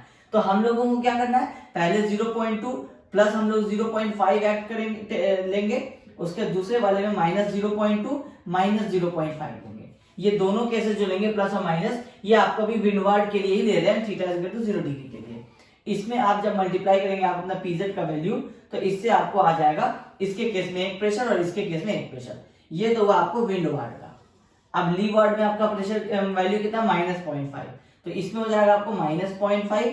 अब इसमें से CPI का आपको एक बार प्लस करना होगा, एक बार माइनस करना होगा, तो जब आप प्लस करेंगे तो ये आपको हो जाएगा -0.5 और आपका प्लस करेंगे तो माइनस प्लस माइनस हो जाएगा -0.5, ये हो जाएगा। अब दूसरे केस में आपका हो जाएगा -0.5 और आपका फिर माइनस में से जब आप माइनस करेंगे तो माइनस माइनस प्लस हो जाएगा, ये हो जाएगा 0.5 इंटू जो आपका प्रेशर का वैल्यू आया था, आप उससे मल्टीप्लाई कर देंगे। फिर सेम जब आप रूफ ट्रस में जाएंगे तो दोनों साइड में आपको -0.8 ही है, इसका मतलब है -0.8 प्लस आपका ये -0.5 और एक केस में आएगा आपको -0.8 प्लस 0.5 और सेम इस केस में भी हो जाएगा -0.8 -0.5 और इस केस में भी हो जाएगा -0.8 प्लस 0.5। तो ये हम लोग क्या किए अभी तक, CPE माइनस में CPI किए और CPI को ब्रैकेट में रख रहे हैं ताकि CPI के अंदर का जो वैल्यू होगा उसके हिसाब से ये माइनस के साथ वो प्लस माइनस होगा और वो वैल्यू आपका यहाँ पे आ जाएगा। तो जब आप इस केस में लेंगे तो पहले आपका अगर आप प्लस का वैल्यू ले रहे हैं तो प्लस 0.5 और बाहर में आपका माइनस रहेगा, तो ये ओवरऑल आपको हो जाएगा -0.5 और दूसरे वाले केस में -0.5 लेंगे तो माइनस और माइनस प्लस हो जाएगा। सेम यहाँ भी minus plus minus plus minus plus. अब ये हो गया। अब आपका जो प्रेशर का वैल्यू था वो था आपको 1026.4 न्यूटन पर मीटर स्क्वायर, यही आपको हर जगह आ जाएगा 1026.4 1026.4, ये हर जगह आपको मल्टीप्लाई हो जाएगा PZ से। अभी हम लोग एरिया से मल्टीप्लाई नहीं कर रहे हैं क्योंकि हम लोगों को जब पैनल लोड निकालना होगा उसके पहले हम लोगों को CPE into CPI into PZ करके पहले ये वाला वैल्यू निकालेंगे, उसके बाद हम लोग उसको एरिया से मल्टीप्लाई करेंगे तो फोर्स मिल जाएगा, ठीक है। तो इन सारे को जब आप सॉल्व करेंगे तो सबके लिए आपको एक पार्टिकुलर सबके लिए अलग अलग फोर्स मिल जाएगा। इसके लिए हो जाएगा -718.48 न्यूटन पर मीटर स्क्वायर, सेकेंड वाले केस में हो जाएगा +307.92 न्यूटन पर मीटर स्क्वायर, इस वाले केस में हो जाएगा -1026.4 न्यूटन पर मीटर स्क्वायर, इस वाले केस में ये 0 हो जाएगा क्योंकि -0.5 और +0.5 ये 0 हो जाएगा तो 0 इंटू 1026 0 हो जाएगा। इस वाले केस में हो जाएगा, इस वाले में हो जाएगा -1334.32, इस वाले के केस में हो जाएगा -307.92, इस वाले केस में भी हो जाएगा -1334.32 और इसमें भी हो जाएगा -307.92। अब आप अगर देखेंगे तो माइनस में अगर आप देखेंगे तो माइनस में सबसे ग्रेटर वैल्यू आपको ये वाला है और प्लस में आपको सबसे ग्रेटर वैल्यू आपको ये वाला है। तो अब आपको कह रहा है कि आप पैनल लोड्स बताइए डेड लोड, लाइव लोड और विंड लोड के केस में। तो विंड लोड के केस में आपको ये समझ में आ रहा है कि पॉजिटिव हो या नेगेटिव, सबसे ज्यादा वैल्यू जो है वो आपको ये वाला गवर्न कर रहा है, क्योंकि आपको ये वाला किस साइड में आ रहा है, ये वाला आ रहा है थीटा इक्वल टू 90 डिग्री, मतलब जब इसके पैरेलल चल रहा है तो आपको जो पहला 1/4 वाला पोर्शन है वो आपको इस वाले फोर्स के लिए डिजाइन करना होगा। तो अब ये भी तो आपका हो सकता है कि आपका जब विंड आप इस तरफ से कंसीडर कर रहे हैं तो इस केस में आपको ये आ रहा है, जब इस साइड में लेंगे तो हो सकता है कि इस साइड में आए, तो इसलिए आपको ये दोनों वाला वैल्यू जो है ये दोनों आपको सेम वैल्यू आ रहा है। लेकिन ये तो आप डिसाइड किए जब थीटा इक्वल टू 0 और थीटा इक्वल टू इधर से आप लेंगे 90 डिग्री तो आप, लेकिन अब ट्रस्ट में क्या होगा कि एग्जैक्टली किस साइड से विंड ब्लो करेगा और किस साइड को आप मैक्सिमम फोर्स के लिए डिजाइन करेंगे ये आपको एग्जैक्टली नहीं पता है। तो आप क्या करेंगे कि सारे में से सबसे मैक्सिमम वैल्यू ये वाला है तो आप इसके लिए ही आप अपने सारे मेंबर्स को डिजाइन करेंगे। इससे क्या होगा कि विंड इधर से 0 चलेगा तो भी, इधर से चलेगा तो भी, या इधर से चलेगा तो भी आपको सारे केसेस में मैक्सिमम वैल्यू जब यही आएगा, इसके लिए अगर आप डिजाइन कर देंगे, इसके लिए अगर सेफ हो जाएगा तो ये आपको पूरा ट्रस्ट आपको विंड लोड के लिए सेफ हो जाएगा। अब इसमें वैल्यू जो है ये आपको नेगेटिव में आ रहा है। नेगेटिव का मतलब क्या है कि फोर्स अब आपका अपवर्ड्स जा रहा है। अब आपके ट्रस्ट में जो विंड लोड से जो फोर्स लग रहा है ये आपको अपवर्ड डायरेक्शन में लग रहा है। डेड लोड और लाइव लोड आपको डाउनवर्ड डायरेक्शन में लग रहा था, विंड लोड आपको अपवर्ड डायरेक्शन में लग रहा है। तो अब आपको क्या करना होगा कि ये आपका ट्रस्ट का सेंटर पार्ट है। अब इसमें आपको इस वाले पैनल पे एक लोड आपको ये आ रहा है, ये न्यूटन पर मीटर स्क्वायर है। अब आपको अगर पर पैनल के हिसाब से अगर लोड निकालना है तो आप पर पैनल का एरिया निकालेंगे और उसको आप इससे मल्टीप्लाई कर देंगे तो आपको ये वाला वैल्यू आ जाएगा। फिर उसके बाद ये सेम यहां भी आ जाएगा। लेकिन इस वाले केस में जो डेड लोड लाइव लोड में क्या होता था कि यहाँ पे एक सिंपल वैल्यू आ जाता था। इस वाले के केस में क्या हो रहा है कि इधर का जो लोड पड़ रहा है वो सेपरेट है और इधर का जो लोड पड़ रहा है वो सेपरेट है। तो ये वाला वैल्यू जो 2 आएगा ये आपको इंटरमीडिएट के लिए ये 2 वैल्यू आएगा और जो एंड पैनल के लिए यहाँ आएगा सेम एंड पैनल के लिए यहाँ भी आएगा। तो मतलब इन दोनों में सेम लोड आएगा और इन दोनों में सेम लोड आएगा। सेम इसको मिरर करेंगे तो इन दोनों में भी एक जैसा लोड आएगा और इन दोनों में आपको फुल पैनल का लोड आएगा। ये पूरा ये वाला पैनल इस पे लोड देगा, ये पूरा ये वाला पैनल इस पे लोड देगा, ये हाफ इस पे देगा, ये हाफ इस पे देगा। तो अब हम लोग क्या करेंगे कि ये हमारे पास आ गया है टोटल हमारा F। तो अब हम लोगों को एक्चुअली ये टोटल नहीं, ये आया है CP into minus CPI into PZ। अब जब हम लोग इसमें एरिया से मल्टीप्लाई करेंगे तो हम लोग निकालेंगे total wind load for each panel. तो ईच पैनल का मतलब है कि अब हम लोगों को ईच पैनल नहीं निकालना है, फॉर हम लोगों को निकालना है इंटरमीडिएट पैनल। तो अब इंटरमीडिएट पैनल का हमारे पास एरिया कितना है, तो इंटरमीडिएट पैनल ये वाला जो लेंथ हम लोग निकाले थे जब स्टार्टिंग में, तो ये 5.77 को जब आप 3 पार्ट्स में डिवाइड करेंगे तो ये वाला आएगा आपका 1.97 मीटर।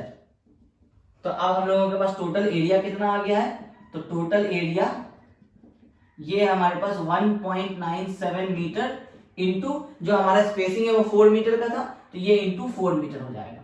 तो ये हमारे पास एरिया है। तो टोटल विंड लोड कितना निकल जाएगा इंटरमीडिएट पैनल पे, ये आ जाएगा आपको फोर्स है आपका 1334 माइनस में 1334.32 न्यूटन पर metre square multiplied by 1.97 multiplied by 4 meter. ये सारे आपको कट जाएंगे, ये टोटल आपको आ जाएगा माइनस 10.51 न्यूटन। अब माइनस का मतलब क्या है, अपवर्ड्स। तो ये आ गया आपको 10.51, अपवर्ड्स का डायरेक्शन दे ही दिए हैं, यहाँ भी आ गया 10.51। इस डायरेक्शन की अगर आप बात करेंगे तो ये आ जाएगा 10.51 और ये वाला भी आ गया आपको 10.51। अब आपको ये चारों इंटरमीडिएट्स के आ गए।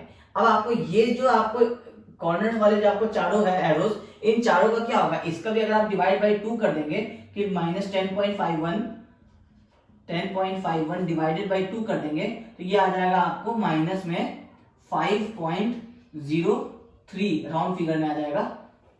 तो या आप इसको लिख सकते हैं 5.025 किलो न्यूटन। ये आ जाएगा आपको एंड पैनल्स पे, तो ये आ जाएगा 5.025, यहाँ भी 5.025, यहाँ भी 5.025 और यहाँ भी 5.025। अब आपको ये एक डायग्राम हो गया, ये हो गया फॉर विंड लोड।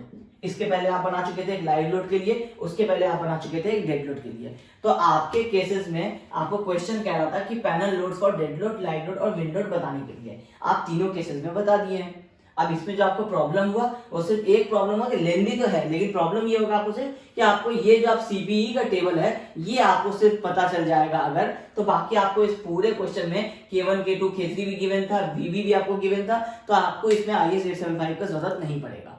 अब ये आपको किसी पी का वैल्यू कहाँ से मिलेगा, ये या तो आपको आईएएस को, या तो आपको क्वेश्चन में एक चार्ट दे देगा लास्ट में, या तो आपके क्वेश्चन में एक टेबल दे देगा, आपको उसके अकॉर्डिंगली ये निकाल लेना पड़ेगा। अब ये था आपको दो टाइप का न्यूमेरिकल जो विंड लोड से रिलेटेड आपके ट्रसेस में, आपको इसमें सारा पोर्शन मेरे हिसाब से कवर हो जाता है।